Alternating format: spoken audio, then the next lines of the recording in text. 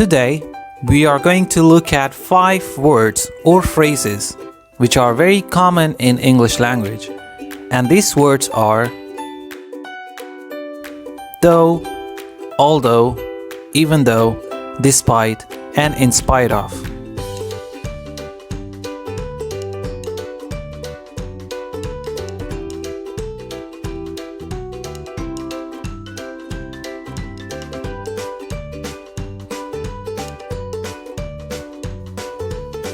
These words will help you better to present ideas and thoughts both in speaking and writing.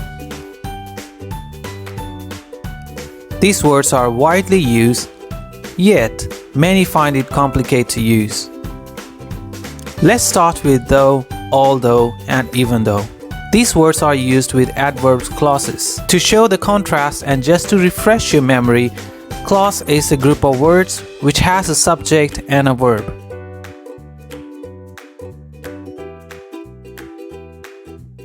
Before we look at more examples, let's look at the outline of these words one by one. The difference between though and although.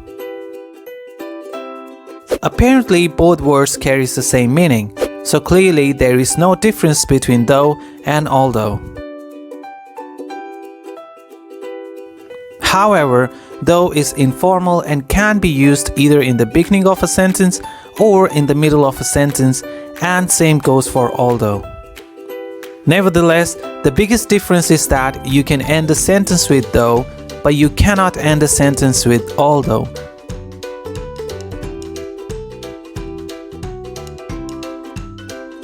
On the other hand, even though also shows the contrast, instead it shows much stronger contrast. All in all, these words mean the same, but are used interchangeably to show stronger contrast in a sentence. Now let's look at how we can use these words in sentences so that it will make more sense to you. Let's look at an example with although. Although the exam was difficult, I did well. Example with though. I think I did well, though the exam was difficult. Second example. The exam was difficult, I think I did well though. Last one. Even though the exam was easy, I failed. Now we will look at despite and in spite of. Despite and in spite of are preposition, and they are used with a phrase.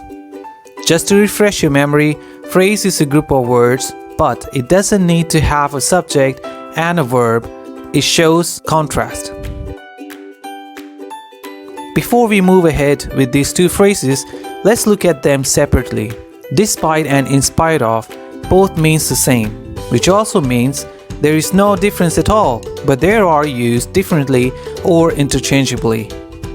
There is a common mistake most people make by saying in and of before and after the word despite. Therefore, please make note that despite stands alone. For instance, you can use them as despite plus your phrase and in spite of plus your phrase. Let's look at some examples to see how this works. First example, despite his best efforts, he just couldn't succeed. Or you can also say, he just couldn't succeed despite his best efforts. Another example, in spite of his best efforts, he just couldn't succeed. So, as you can see, both words are used in different sentences without its meaning being changed. Therefore, despite of and in spite of means the same. That's all for today. If you like this video, please give it a thumbs up and don't forget to like, share, and subscribe for more English learning videos.